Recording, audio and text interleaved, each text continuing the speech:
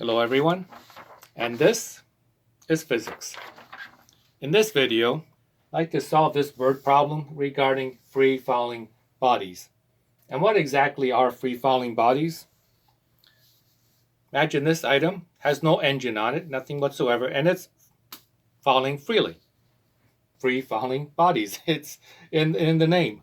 So there's no engine attached to it whatsoever. The only force acting on this is the pull of gravity. And when I let go of it, it will fall down. It always falls down towards the center of the earth, or I should say gravity will always pull this. Gravity pulls down towards the center of the earth. This is free-falling bodies. Let's have a look at this word problem now. A coconut falls freely from rest from the top of a tree, 98 feet above the sandy beach. What is the velocity of the coconut at the moment it hits the sand? So imagine this being a coconut, and it's at the top of a tree, and it is at rest, from rest. It isn't doing anything. And something happens, and it suddenly becomes loose, and it falls down. And the question is asking us, what is its velocity at the moment it hits the sandy beach? At that moment. Here it is, and it's free falling straight down. I'm going to scroll this up and put down some more information. Now the first thing we need to do, what I'm going to do first is write down some of the equations that we're going to use, and then I'll go back to the word problem.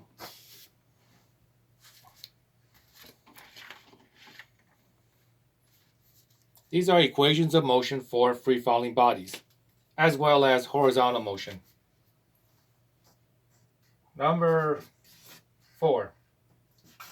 Final velocity is equal to initial velocity plus acceleration times time. Number 5. X is equal to 1/2 times initial velocity plus final velocity times time. Number 6. X represents distance. Initial velocity times time plus 1/2 acceleration times squared. And the last one, final velocity squared is equal to initial velocity squared plus 2 times acceleration times the distance. Now these equations, that little letter a represents acceleration, but we can replace a with the value of g. G represents the gravitational pull, or the gravitational force due to gravity. But both of them are accelerations. One is accelerating down, and this one here typically is accelerating horizontally due to a man-made engine source of some kind, like an engine in a car. But we can replace these with g in our minds. Let's replace the letter a with the value of g. So it represents the pull of gravity towards the center of the earth. Let's go back now to the word problem.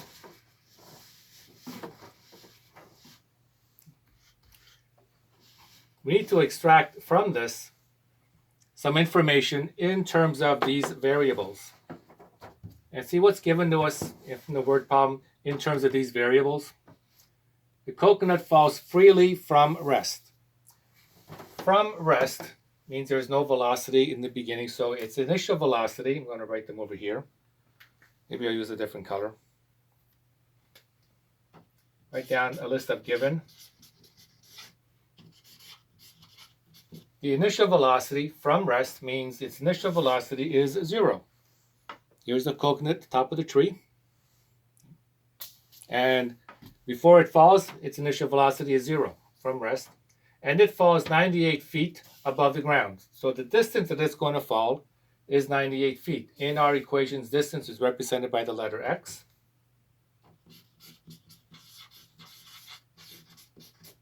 (98 feet).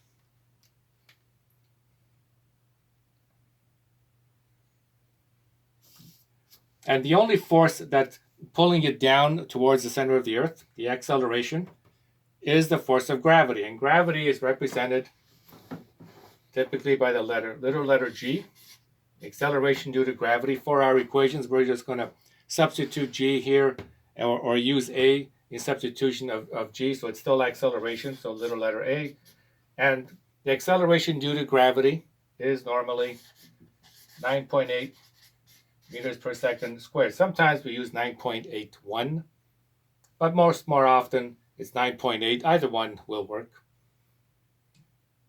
I'm going to leave the sign for whether this is plus or minus. I'm going to leave that for a moment. And the other thing it says here in the word problem, what is the velocity? So we're asked to find velocity. So when we write the equation or the givens, we have to include the unknown. So the final velocity, V final, that is the unknown. So we have extracted from the word problem information in terms of the variables of our four equations that are here. Now let's do a quick diagram of this. So there's a tree. I'm going to go this about to here. So we have a tree. I'm going to draw a tree. Here's a beach. And we got some water. There's the beach. And over here is, well, it's a coconut tree. So, and we'll put down some leaves on it. Nice sandy beach with a coconut tree. And there's a coconut somewhere in here. And maybe I should use a different color for the coconut. Let's do it this way. Here's the coconut. And it's at rest. And after some time, it falls down. It's going to fall a distance of, it's going to fall down this way, distance of 98 feet. We need to give this coconut, this system that we have here, a direction or a coordinate system.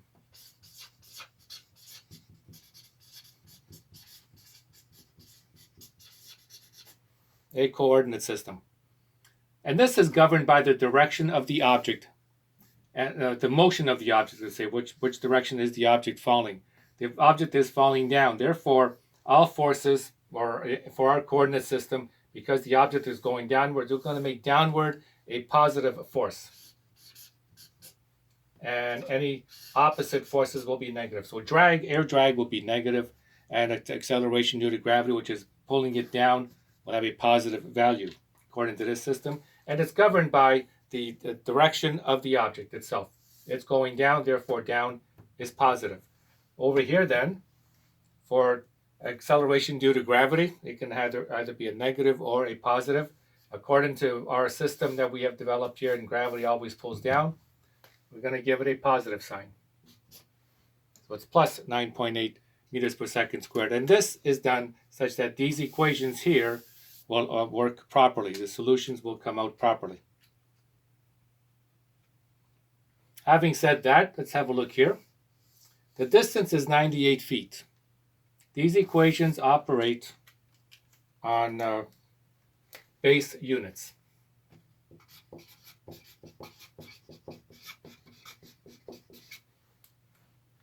And distance in base units is the meter.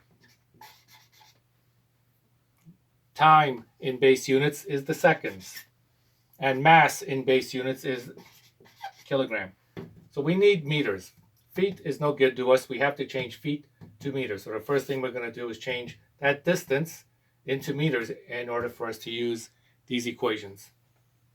All right, let's do that. And I'll just do it right here. X, or the distance. This is the distance that's going to fall from here to here. That distance. This is actually displacement. So it's distance with the direction. So it's going to fall down. But we're going to simply call this distance. The distance is equal to 98 feet. And we need to do some conversions. There's 12 inches to 1 foot. And the feet cancel out. Multiply this by, now we have inches. We need to inches on the bottom. And we're going to put centimeters on top. And inches, 1 inch, and it's 2.54 centimeters to 1 inch. And inches cancel out. And we go one more centimeters and there's in 1 meter, there are 100 centimeters, and the centimeters cancel out. This effectively changes all of this into meters. Just cleaning this up, the distance then is equal to multiplying all the numerators. All numbers are fractions, just put it 1 down here. All the numerators, 98 times 12 times 2.54. I guess I should use brackets, otherwise I'm going to get mixed up with that decimal point. 98, 12, 2.54 times 1. Now I won't put the 1 in. Divided by 1 times 1 times 1 times 100. And the unit left over is the meter. I'm going to leave that as it is. That's perfectly good number. Could put it in the calculator and come up with a value. I'll just leave it like that. The next thing we need to do is to find an equation that we can use for these 4 variables. 1, 2, 3, 4 variables. We have 5 variables here and 4 equations. Which one of these equations can we use in order to solve this problem? The way to do that, and you have to include the unknown variable. Find an equation here that contains all of these 4 variables. So this first one, we have final velocity, initial velocity, acceleration, and then time. We don't have time in our list of givens. So this equation can't be used. We don't have time. And this equation also uses time, so this one can't be used. And this one also has time. Can't use it. So we're down to this one. Let's have a look. Final velocity, that's what we're looking for. Here it is. That's good. Initial velocity is in our givens. 2 is a constant. The acceleration, or g, is 9.8. We have that. And the distance that it's going to travel, 98 feet, we're going to use this value down here. So this is the equation we're going to use. All that's left to do now is write this equation and input all of that data into the equation using the proper base units. Write it down here. Final velocity squared is equal to initial velocity squared plus 2 times the acceleration times the distance. And acceleration for free-falling bodies is also g. The acceleration due to gravity, which pulls everything down towards the center of the earth, 9.8, and in our case, we're going to use plus. It is a constant. Putting in the numbers now from that list of given. Final velocity is what we want to find. Is equal to the initial velocity was 0. 2 times the acceleration, which we said was a plus 9.8 meters per second squared. And that height in terms of meters, and I didn't do the calculation, it came to 98 times 12 times 2.54, everything divided by 100. That's this right here. I'm just putting it there. And the unit is the meter, in meters. So that's in base units, meters and seconds, and this is in base units now, so we can go ahead and put this in our calculator. Doing this calculation is just simply multiplication. 2 times this times all of those is equal to, doing that calculation, 585.45984. And the unit that's left, we have meters per, I'll just write down the units here. It's meters per second squared times the meter. That's these units times those units.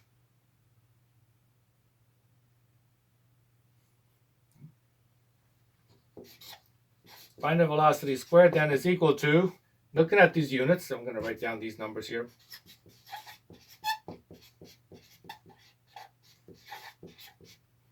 So it's meters times meters divided by seconds squared. Meters times meters is meters squared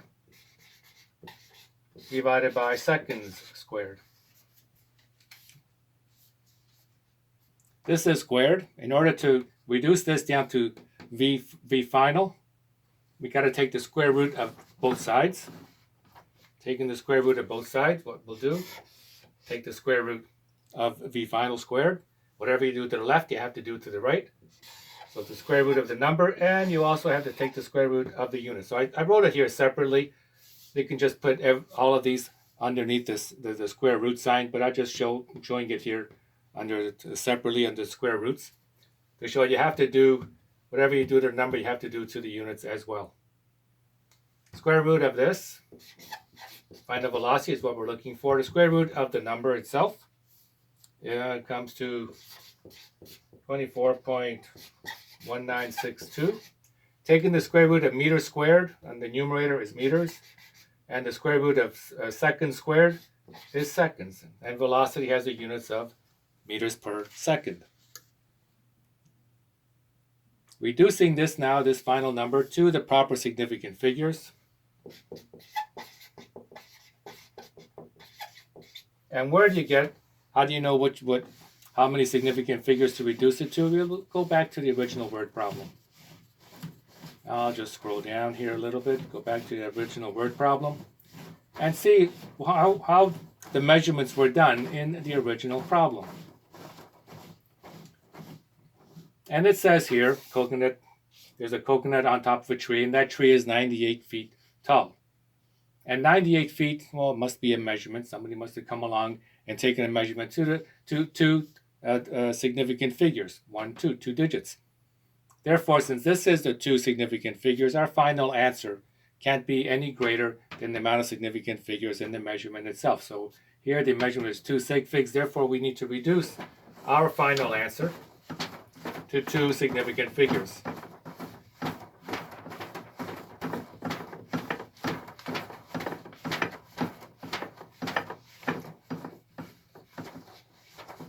One, 2. Look at that third one.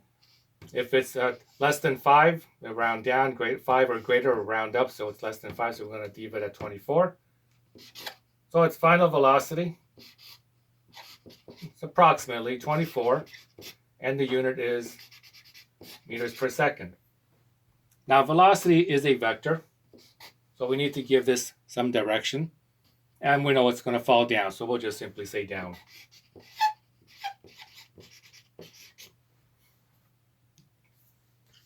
Final velocity 24 meters per second, down.